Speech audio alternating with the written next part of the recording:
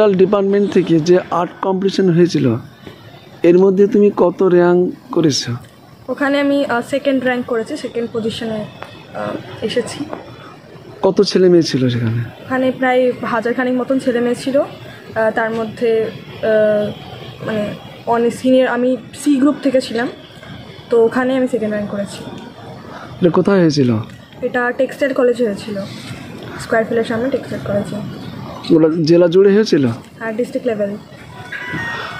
মানে এতগুলো ছেলের মানে এতগুলো যে কম্পিটিটর ছিল আমার সঙ্গে, তাদের মধ্যে থেকে যে আমি সেকেন্ড র্যাঙ্ক করেছি, এটা আমার কাছে অনেক বড় একটা ব্যাপার। আর আমার পাশে ছিলেন স্যার, আমাদের আর্ট স্যার সোমনাথ স্যার। তো ওনার হেল্পের জন্য, ওনার হেল্প মানে একদিনের মধ্যে উনি এরকমভাবে আমাকে হেল্প করেছেন, তার জন্য যে আমি এরকম জায়গায় এসে ওনার কাছে আমি অনেক এত ভালো র্যাঙ্ক করেছো। এই বিষয় নিয়ে অন্যান্য ছাত্রছাত্রীদের তুমি কি বার্তা দেবে? যে চেষ্টা করে যে যারা এই বিষয়টা আর্টটাকে নিয়ে যারা এখন করছে, তারা যেন এটাকে বন্ধ না করে, মানে তারা যেন এটাকে চালিয়ে রাখে। এখন যেরকম পরিস্থিতি হয়ে গেছে, শুধুমাত্র পড়াশোনাটার দিকটাই বেশি চাপ দেওয়া হচ্ছে, আর্ট আদার্স অন্য কোনো দিক, নাচ গান আঁকা, এসব দিকে কোনো কেউই যাচ্ছেই না। তো আমি বলবো যে তারা যেন এই দিকটাতে আসুক, এইটাতে হ্যাঁ পড়াশোনার পাশে পড়াশোনা তো লাগবে, কিন্তু তার সঙ্গে যেন আর্টটাও, নাচ গান এসবও যেন তারা করুক। তোমার নাম? সাহানা জামান। কোন ক্লাসে পড়ো? ক্লাস 9। আমার স্কুলের নাম? জওহর নবোদয় বিদ্যালয়। ভালো লাগছে, আগে কোনো দিন এরকম চান্স পাইনি। এখানে জেএনভিতে এসে আমাদের আর্ট স্যার একদিন বললেন এরকম একটা কম্পিটিশান হতে চলেছে, তো যারা যারা ইচ্ছুক তারা হ্যান্ডরাইটিং জমা করে দিতে।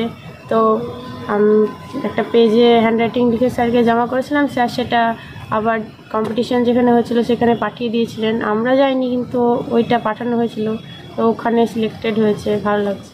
মধ্যে তো আমাদের স্কুল থেকে মোটামুটি 60-65 জন ছিল, আর তাছাড়া ওখানে আরও পার্টিসিপেন্টস ছিল। রাইটিং তো এমনি লিখতেই হয় স্কুলের যে কোনো কাজে, তো ভালোই লাগে। তো হ্যান্ডরাইটিংটা ভালো করলে আরও অন্যান্য দিক থেকে প্রশংসাও পাওয়া যায়। কি নাম তোমার? ইবনাত ফারজানা। কোন ক্লাসে পড়ো? 7-এ। এই কলারত্ন অ্যাওয়ার্ডটা পেয়ে আমার খুবই ভালো লাগছে। এটা পুরো অল ওভার ইন্ডিয়াতে এই কম্পিটিশনটা হয়েছিল। আমাদের এই জওহর নবোদয় বিদ্যালয়ে থেকে এই ছবিটা মানে বাই পোস্ট গিয়েছিল, সেইখানে পুরো ইন্ডিয়ার মধ্যে আমার ছবিটা সিলেক্ট হয়েছিল। আমি হ্যান্ডরাইটিংও পাঠিয়েছিলাম, কিন্তু আমার ছবিটাই আমি মেডেল পেয়েছি।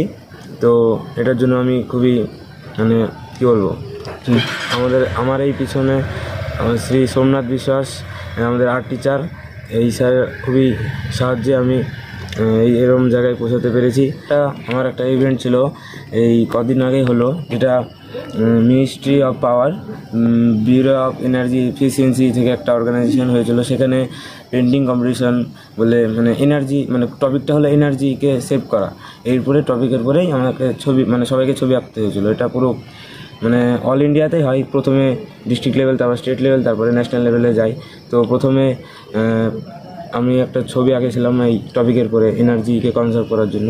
তো এই ছবিটা আমি এই স্কুলে অফিস থেকে বাই পোস্ট গিয়েছিল কলকাতায় ডিবিসি টাওয়ার, যেটা একটাই আছে পুরো ওয়েস্ট বেঙ্গলের মধ্যে, এই কর্পোরেশনটা দামোদর ভ্যালি কর্পোরেশন যেটা বলে। সেখানে আমার এই ছবিটা গিয়ে পুরো এই পশ্চিমবঙ্গের মধ্যে 15,000-এরও চেয়েও বেশি ছবি ওরা কালেক্ট করেছিল। তার মধ্যে আমার ছবিটা মানে মোট 70-80 জনকে এরকম ওই জায়গাটা সিলেক্ট করেছিল, মানে স্টেট লেভেল কম্পিটিশনে সুযোগের জন্য। তো আমি যে সিলেক্ট হয়েছিলাম, এটাতে আমি খুবই আনন্দ উপভোগ করেছি। আমার নাম যশপাল সরকার। কোন ক্লাসে পড়ো? আমি ক্লাস 8-এ।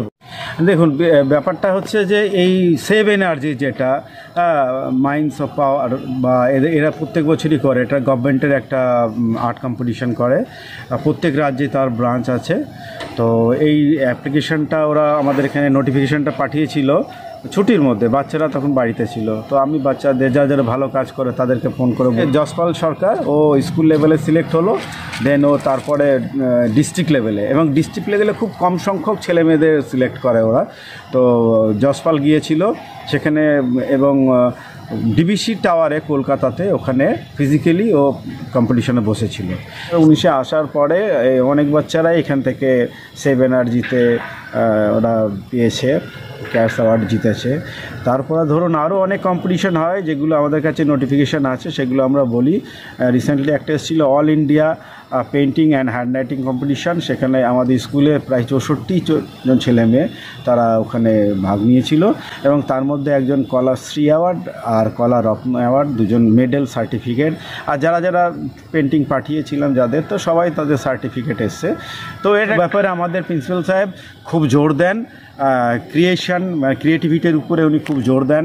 যে কোনো বাচ্চাই আমাদের স্কুলের ছেলেমেয়েরা যে কোনো সাবজেক্টই হোক না কেন, শুধু আঁকা বলে নয়, যে কোনো সাবজেক্টের ব্যাপারে উনি খুব চেষ্টা করেন, এবং কনসার্ন টিচারকে উনি হেল্প করে পৌঁছে দিই, এবং তাকে তার সময় বের করা। সবথেকে আমাদের এখানে হচ্ছে রেসিডেন্সিয়াল স্কুল, এখানে বাচ্চাদের কাছে সময় পাওয়াটা খুব কষ্টের, কারণ সব রকম একাডেমিক থেকে শুরু করে বিভিন্ন জায়গার সব টাইম ডিস্ট্রিবিউট করা আছে, এবং তার মধ্যে থেকে সময় বের করে মেনলি আমি রিমেডিয়ালটা সময় বের করি, ওখান থেকে খেলার সময় কিছু সময় বের করি, সমস্ত সময় বের করে তাদেরকে প্রিপারেশন করানো, এটা একটা টাফ ব্যাপার একাডেমিকের সাথে সাথে, কিন্তু এগুলো আমি করি। একটু কষ্ট হয় আমার এই সমস্ত ব্যাপারে, তো ভালো লাগে। বাচ্চারা যখন কোনো জিনিস অ্যাচিভ করে, পুরস্কার নিয়ে আসে, স্কুল কর্তৃপক্ষেরও ভালো লাগে, আমারও ভালো লাগে, এবং আমাদের এখানে অন্যান্য শিক্ষকদের ভালো লাগে। সোমনাথ বিশ্বাস, আমি অঙ্কন শিক্ষক, জওহর নবোদয় বিদ্যালয়, মুর্শিদাবাদ, বহরমপুর।